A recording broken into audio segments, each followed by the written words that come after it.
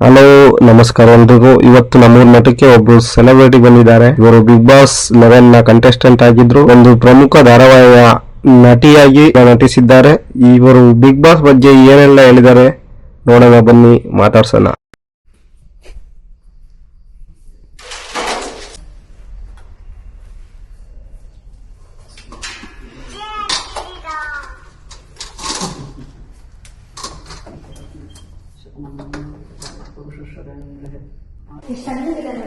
ಇಲ್ಲಿ ಜಾತ್ರೆ ಎಲ್ಲ ಒಂದು ಲಾಸ್ಟ್ ಮಂತ್ ಈಗ ಡಿಸೆಂಬರ್ ಅಲ್ಲಿ 4-5 ಜಾತ್ರೆ ಆಯ್ತು.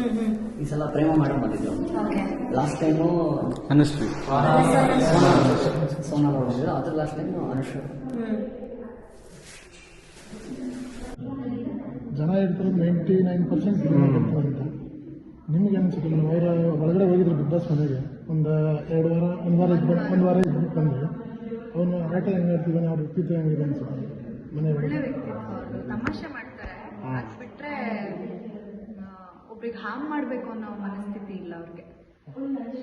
ಸುಮ್ಮನೆ ತಮಾಷೆ ಮಾಡ್ತಾರೆ ಅಷ್ಟೇ. ಅದು ಬಿಟ್ರೆ ಒಬ್ರಿಗೆ ಕೆಟ್ಟದ್ ಮಾಡಬೇಕು, ಒಬ್ರಿಗೆ ತೊಂದರೆ ಕೊಡಬೇಕು ಆ ಥರ ಎಲ್ಲ ಇಲ್ಲ. ಅವ್ರು ಹೆಂಗೆ ಲೈವ್ಲಿ ಆಗಿದ್ದಾರೆ ಅವ್ರು ಹಂಗೆ ಇದ್ದಾರೆ ಒಳಗೂ. ನೋಡಕ್ ಅಷ್ಟು ಟೈಮ್ ಸಿಗ್ತಾ ಇಲ್ಲ ನಮ್ಗೆ. ಶೂಟ್ಸ್ ಎಲ್ಲ ಅದು ಬ್ಯುಸಿ ಇರ್ತೀನಲ್ಲ, ಒಂದಿನ ನೋಡ್ತೀನಿ ಒಂದಿನ ನೋಡೋಕ್ಕಾಗಲ್ಲ.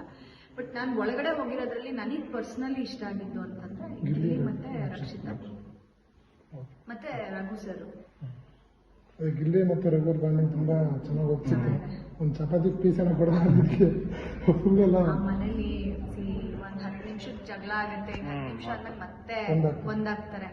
ಮನೆನೇ ಹಂಗೆ ಜಗಳನೂ ಮಾಡಿಸುತ್ತೆ, ಅಳು ಬರ್ಸುತ್ತೆ, ಮತ್ತೆ ಒಂದಾಗ್ತಾರೆ. ಎಲ್ಲ ತರ ನಡೀದಕ್ಕೆ ನಮ್ಮ ಸೀಸನ್ ಅಲ್ಲಿ ನೋಡಿಲ್ವಾ ಮಂಚಣ್ಣಂದು ನಮ್ದು ಜಗಳನೂ ಆಗ್ತಾ ಇತ್ತು. ಅದ್ ಹೆಂಗೆ ಅಂತಂದ್ರೆ ಸಿಟ್ಟು ಬಂದಾಗ ಜಗಳ ಆಡ್ಬಿಡೋದು. ಆಮೇಲೆ ಅವ್ರಿಗಲ್ಲೆಲ್ಲೋ ಏನೋ ನೋವಾಗಿದೆ ಅಥವಾ ಅವ್ರಿಗೇನೋ ಏಟಾಗಿದೆ ಟಾಸ್ಕ್ ಅಲ್ಲಿ ಅಂದಾಗ ಓಕೆ ನಾವು ಅವ್ರು ಆರಾಮಾಗಿದಾರ, ಹುಷಾರಾಗಿದಾರ ಅಂತೇಳಿ ನಾವು ಯೋಚನೆ ನೋಡೋದು, ಕೇರ್ ಮಾಡೋದು. ಹಂಗೆ ಅವರು ಅಷ್ಟೇ ಅದೇ ತರ. ನನಗೆ ಕೈ ಒಂದ್ಸಲ ಇಲ್ಲ ರೋಪ್ ಹಿಡ್ಕೊಂಡು ಗೇಮ್ ಮಾಡ್ಬೇಕಾ, ಫುಲ್ ಇದಿಷ್ಟು ಓಪನ್ ನನಗೆ, ಇಷ್ಟು ಓಪನ್. ಆ ಟೈಮಲ್ಲಿ ಲೈಕ್ ಆಲ್ಮೋಸ್ಟ್ ಒಂದು 3-4 ಡೇಸ್ ನಂಗೆ ಮಂಜಣ್ಣನೇ ಊಟ ಮಾಡಿಸಿರೋದು.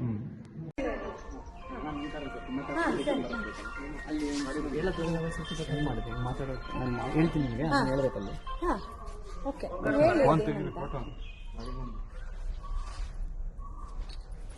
ಫಂಕ್ಷನ್ ಸ್ಟಾರ್ಟ್ ಆಯ್ತು ಕಣಪ್ಪ.